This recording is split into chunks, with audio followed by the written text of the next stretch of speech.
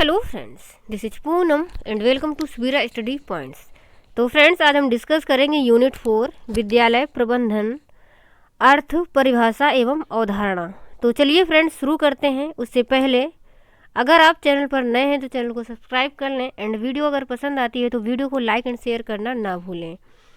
इसके अलावा इसका पीडीएफ भी आप लोगों को मिल जाएगा, तो पीडीएफ के लिए आप लोग टेलीग्राम चैनल को ज्वाइन कर सकते हैं। तो चलिए शुरू करते हैं। शैक्षिक उद्देश्यों की प्राप्ति के लिए समुचित विद्यालय प्रबंधन की आवश्यकता होती है। मतलब जो कुछ भी हमें शिक्षा से रिलेटेड उद्देश्य प्राप्त करने हैं तो उसके लिए हमें प्रबंधन की आवश्यकता होती है। मतलब वो सही तरीके से मैनेजमेंट करना और किस तरीके से क्या करना है, किस तरीके से जो शैक्षिक उद्देश्य हैं उनको प्राप्त करना है, तो इसके लिए एक प्रबंधन की आवश्यकता होती है। इसके अलावा जो विद्यालय है वो समाज का लघु रूप है। ये वही स्थान है जहाँ छात्रों का सर्वांगीण विकास किया जाता है। यानी कि विद्यालय में बच्चों का सर्वांगीण विकास होता है और इसे समाज का एक लघु रूप भी माना जाता है। तो इसको भी याद रखना है। और ये जॉन डीवी ने कहा है कि जो विद्यालय है वो समाज का एक लघु रूप है। उसके बाद आगे देख लेते हैं प्रबंधन का अर्थ। किसी भी संगठन या संस्था द्वारा अपने विकास और लक्ष्यों की पूर्ति के लिए योजना बनाना और उसका सही दिशा में सही ढंग से क्रियान्वयन करना ही प्रबंधन कहलाता है। मतलब जो भी अपने संस्था या संगठन के लिए लक्ष्य रखे गए हैं तो उनकी पूर्ति करने के लिए योजना बनाना और सही ढंग से उनका क्रियान्वयन करना ही प्रबंधन कहलाता है। आगे अगर बात करें तो विद्यालय प्रबंधन में सामूहिक हितों पर बल दिया जाता है। मतलब जो प्रबंधन होता है वहाँ पर सामूहिक हित शामिल रहते हैं। मतलब विद्यालय प्रबंधन किसी व्यक्तिगत हित के लिए नहीं होता बल्कि सामूहिक हितों पर बल देता है। इसके अलावा विद्यालय प्रबंधन की विशेषताएं भी देख लेते हैं। तो प्रबंधन का दायित्व काम कराना है। मतलब प्रबंधन का दायित्व जो होता है काम करवाना होता है कि सही तरीके से कैसे काम करना है, ये प्रबंधन का दायित्व रहता है। इसके अलावा प्रबंधन एक अदृश्य कौशल है। मतलब प्रबंधन दिखाई नहीं देता, वो एक अदृश्य कौशल होता है। क्या कैसे करना है ये सारी चीज़ें अदृश्य रहती हैं। तो प्रबंधन एक अदृश्य कौशल है और यह एक सार्वभौमिक प्रक्रिया है, क्योंकि ये व्यक्तिगत नहीं होता बल्कि ये सार्वभौमिक एक प्रक्रिया होती है। उसके अलावा विद्यालय प्रबंधन के लक्षणों की अगर बात करें तो ये व्यवहारिक होता है और सदैव गतिशील भी होना चाहिए। इसके अलावा विद्यालय प्रबंधन एक मानवीय प्रक्रिया है जो सामाजिक, राजनैतिक, मनोवैज्ञानिक एवं दार्शनिक आदि परिस्थितियों को प्रभावित करती है। तो ये सारे पॉइंट्स अच्छे से याद रखना है कि जो विद्यालय प्रबंधन होता है, मतलब विद्यालय प्रबंधन के लक्षण है, ये व्यवहारिक होने चाहिए। मतलब जो कुछ भी नियम बनाए जा रहे हैं वो इस तरीके से बनाए जाएं कि वो व्यवहारिक हों, मतलब उनको लागू किया जा सके। ऐसा नहीं है कि नियम तो बना दिए गए हैं बट उनको कंप्लीट ना किया जा सके या वह व्यवहार में लाने के लायक ही ना हो। तो व्यवहारिक होने चाहिए, गतिशील हों। और क्योंकि विद्यालय प्रबंधन एक मानवीय प्रक्रिया है जो कि सामाजिक, राजनीतिक, मनोवैज्ञानिक और दार्शनिक आदि सभी गतिविधियों को प्रभावित करती है। उसके आगे देख लेते हैं विद्यालय प्रबंधन के कार्य। तो विद्यालय प्रबंधन के कार्य क्या क्या होते हैं। सबसे पहले तो नियोजन यानी कि प्लानिंग करना, तो उद्देश्यों का निर्धारण करना। इसके अलावा उपयुक्त वातावरण उपलब्ध करवाना कि बच्चों के लिए कैसा वातावरण आवश्यक है, तो उनके लिए अच्छा वातावरण और उपयुक्त वातावरण का मतलब उपयुक्त वातावरण उपलब्ध करवाना। और इसके अलावा कर्मचारियों में कार्य का विभाजन करना। उसके अलावा संगठन बनाना भी विद्यालय प्रबंधन का कार्य है। और संगठन में कौन कौन शामिल रहेगा। मानव संसाधन, मतलब मनुष्य वहाँ पर कार्य करते हैं, तो मानव संसाधन और भौतिक एवं वित्तीय संसाधनों का भी संगठन करना।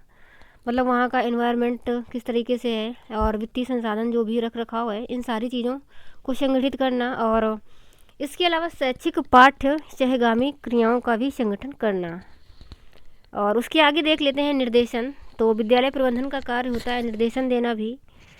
तो निर्देशन किस तरीके से, मतलब संप्रेषण के द्वारा और उसका सही ढंग से नेतृत्व करना या फिर वहाँ पर जो भी कर्मचारी हैं उनको प्रेरित करना। इसके अलावा नियंत्रण भी करना होता है, यानी कि प्रबंधन जो है वो नियंत्रित भी करता है चीज़ों को और आपस में समन्वय भी स्थापित करता है। इसके अलावा मूल्यांकन करना भी उसका कार्य होता है।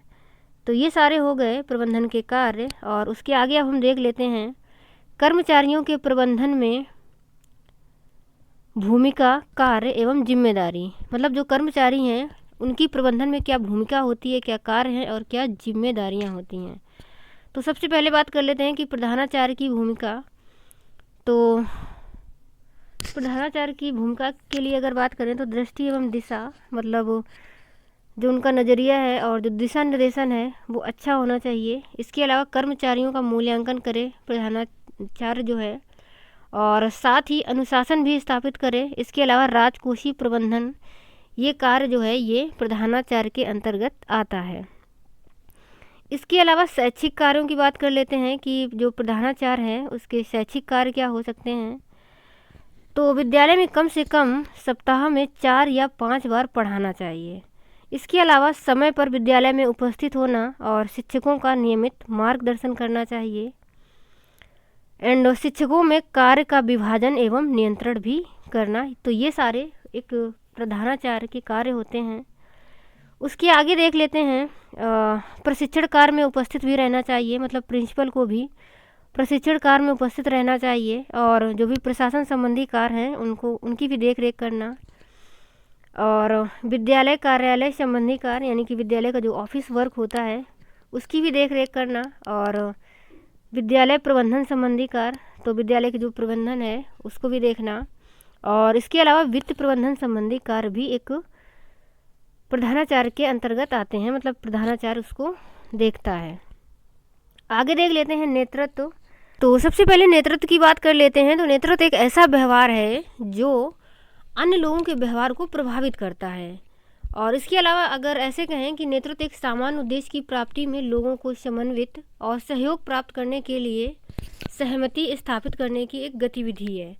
मतलब जो नेता होता है तो किसी भी उद्देश्य की प्राप्ति के लिए वह लोगों को इकट्ठा करता है और उनका सहयोग प्राप्त करता है। तो इस तरीके से जो नेतृत्व होता है, तो नेतृत्व का मतलब ये होता है कि किसी भी कार्य को यदि कंप्लीट करना है तो उसमें लोगों की सहमति आवश्यक है। इसके अलावा हम देख लेते हैं नेतृत्व के गुण। तो यहाँ पर मिलेट ने बताया है, मिलेट के अनुसार जो नेतृत्व के गुण होते हैं उनको हम सबसे पहले देख लेते हैं। तो इन्होंने कहा है, एक तो नेता का स्वास्थ्य जो है वो अच्छा होना चाहिए, क्योंकि अच्छा स्वास्थ्य ही सभी चीज़ों पर डिपेंड करता है। मतलब यदि व्यक्ति का स्वास्थ्य अच्छा होगा तभी जो उसकी बौद्धिक क्षमताएं या मानसिक स्थिति है वो अच्छी रहेगी। तो सबसे पहले एक नेता का स्वास्थ्य अच्छा होना चाहिए। इसके अलावा उसके अंदर सेवा की भावना भी होनी चाहिए, और वह आत्मविश्वास से पूर्ण होना चाहिए, साथ ही ईमानदार भी होना चाहिए। और निर्णयात्मक बुद्धि से मतलब है कि वह निर्णय ले सकने वाला हो, तो उसके अंदर निर्णयात्मक बुद्धि हो, और निष्ठावान होना चाहिए यानी कि निष्ठा से युक्त हो। इसके अलावा सामान्य रूप से नेतृत्व के गुणों की अगर बात करें तो व्यक्तिगत गुण, सक्रिय संबंध, एक सामान्य लक्षण, और दृढ़ इच्छा, स्पष्ट दृष्टिकोण, विवेक युक्त, और अधीनस्थों को प्रोत्साहित करना, और इसके अलावा पूर्व दृष्टि एवं दूरदृष्टि। तो सबसे पहले हम बात कर लेते हैं व्यक्तिगत गुण की। तो व्यक्तिगत गुण से मतलब ये होता है कि जो भी उसका वैयक्तिक गुण है वो प्रभावित करने वाला हो। मतलब उसका जो चरित्र है, व्यवहार है वो अच्छा हो, साथ ही उसके जो विचार हैं वो ऐसे हों कि जो लोगों को प्रभावित कर सकें। तो कहने का मतलब ये है कि उसका जो वैयक्तिक है मतलब व्यक्तिगत गुण है वो अच्छे होने चाहिए। इसके अलावा सक्रिय संबंध की अगर बात करें तो सक्रिय संबंध से मतलब होता है कि जो नेता है और लोग, तो नेता और लोगों के बीच में आपस में सक्रिय संबंध होना चाहिए। और इसके अलावा जो नेता होता है वो स्वयं कार्य को शुरुआत करने वाला होना चाहिए। मतलब जब किसी कार्य को नेता शुरुआत करता है तो फिर लोग भी उसको मतलब उसके साथ लग जाते हैं उस काम में। तो नेता और लोगों के बीच एक सक्रिय संबंध होना चाहिए। इसके अलावा एक सामान्य लक्ष्य, तो कुछ सामान्य लक्ष्य भी होने चाहिए जिनको प्राप्त करने के लिए लोग मतलब नेता से जुड़ें। तो एक सामान्य लक्ष्य हो, मतलब जिसमें कि जो भी सामान्य लक्ष्य है तो उसमें लोगों का भी हित हो। तो इस तरीके से लोग उस नेता से जुड़ते हैं। तो एक सामान्य लक्ष्य रखने वाला होना चाहिए एक नेता। और इसके अलावा दृढ़ इच्छा शक्ति वाला हो, और स्पष्ट दृष्टिकोण रखने वाला हो, और साथ ही विवेक युक्त भी होना चाहिए। और अधीनस्थों को प्रोत्साहन, मतलब जो भी लोग हैं, कर्मचारी हैं, उनको वह प्रोत्साहन कर सके, ऐसा होना चाहिए।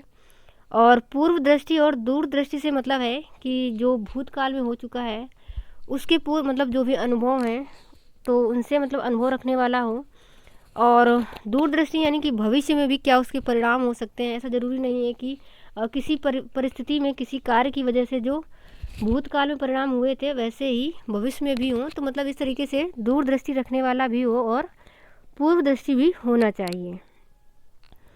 इसके अलावा आगे देख लेते हैं प्रभावी नेताओं के शील गुण।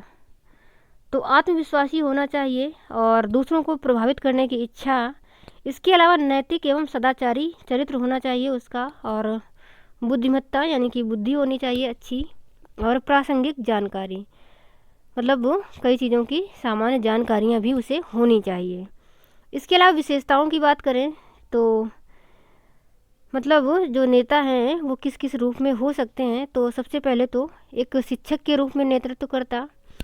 तो जब हमने शिक्षक की भूमिका पढ़ाई थी तो इसको बहुत ही डिटेल में बताया था आप लोगों को। तो यदि आपने वो वीडियो नहीं देखा है तो उसको भी देख लें, और सारे वीडियो आपको प्लेलिस्ट में एक साथ मिल जाएंगे। तो शिक्षक के रूप में नेतृत्वकर्ता से मतलब होता है, क्योंकि नेतृत्व जो नेता होता है वो एक पहल करने वाला होता है, किसी भी कार्य की शुरुआत करने वाला होता है, या लोगों को प्रभावित करने वाला हो। तो ये सारे गुण एक शिक्षक के अंदर भी पाए जाते हैं, क्योंकि वह भी जब बच्चों को कुछ सिखाता है तो वह अपने विचारों से बच्चों को प्रभावित करता है, मतलब चीज़ों को सिखाता है रुचिपूर्ण ढंग से। और किसी काम की शुरुआत करने के लिए पहले शिक्षक करता है, फिर बाद में बच्चे करते हैं। तो ये सारे गुण एक शिक्षक के अंदर भी होते हैं। और मतलब जो एक नेता होता है वो एक कोच के रूप में भी हो सकता है। तो किसी भी टीम मतलब कोच में वह जो भी वहाँ पर मतलब उसके ग्रुप में जुड़े हैं उनको प्रोत्साहित करना, किस तरीके से क्या काम करना है। तो एक नेता कोच के रूप में भी हो सकता है, टीम निर्माता के रूप में भी हो सकता है, और इसके अलावा चिंतनशील नेतृत्व और आरंभकर्ता के रूप में, मतलब जो नेता होता है वो चिंतनशील भी होता है। और आरंभकर्ता के रूप से मतलब है कि जो नेता होता है वो किसी काम की शुरुआत करने वाला होता है। तो किसी काम को जब नेता शुरू करेगा तो पीछे पीछे लोग भी शुरू करते हैं। तो नेता एक आरंभकर्ता के रूप में भी होता है। और आगे देख लेते हैं नेतृत्व के 5 स्तर। तो नेतृत्व के 5 स्तरों की अगर बात करें तो सबसे पहले ये बताया है जॉन मैक्सवेल के अनुसार है पद, अनुमति, उत्पादन, लोक विकास और शिखर। तो सबसे पहले यहाँ पर पद की बात कर लेते हैं। तो कोई नेता यानी कि कोई व्यक्ति यदि किसी पद पर है तब भी लोग उसका अनुसरण करते हैं, क्योंकि उसको आदेश दिया गया है तो उन आदेशों को मानते हैं लोग। अनुमति से मतलब है कि यदि वह किसी पद पर है तो वह लोगों को अनुमति देगा तो लोग मानते हैं।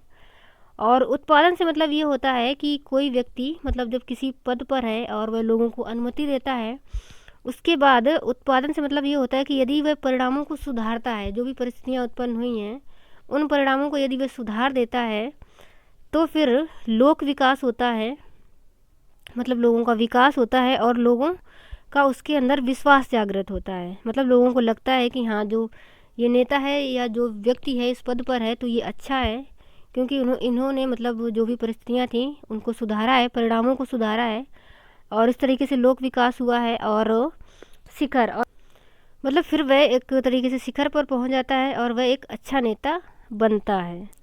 इसके बाद हम देख लेते हैं नेतृत्व की शैलियाँ। तो निरंकुश नेतृत्व, लोकतांत्रिक नेतृत्व, प्रतिनिधि नेतृत्व और प्रबंधकीय नेतृत्व।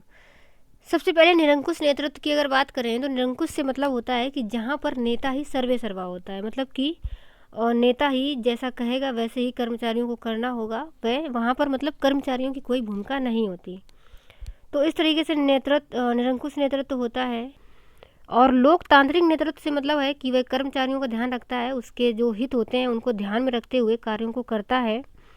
तो इस तरीके का नेतृत्व लोकतांत्रिक नेतृत्व कहलाता है। और प्रतिनिधि नेतृत्व में क्या होता है कि इसमें जो नेता होता है वो अपने कर्मचारियों को कार्यक्रम का निर्धारण करने और निर्णय लेने की स्वतंत्रता देता है। तो इस टाइप का जो नेतृत्व होता है वो कहलाता है प्रतिनिधि नेतृत्व। और प्रबंधकीय नेतृत्व से मतलब होता है कि जो इसमें नेता होता है वो कर्मचारियों के लिए लक्ष्य निर्धारित करते हैं और उन लक्ष्यों को पूरा करने या ना करने पर पुरस्कार और दंड की रूपरेखा भी तैयार करते हैं। तो इस तरीके का जो नेतृत्व है वो प्रबंधकीय नेतृत्व कहलाता है। तो चलिए फ्रेंड्स, आज की वीडियो में हम इतना ही रखते हैं और मैं आशा करती हूँ कि आप लोगों को अच्छे से समझ में आया होगा। एंड आगे मिलेंगे अगले वीडियो में। तब तक के लिए bye bye and take care.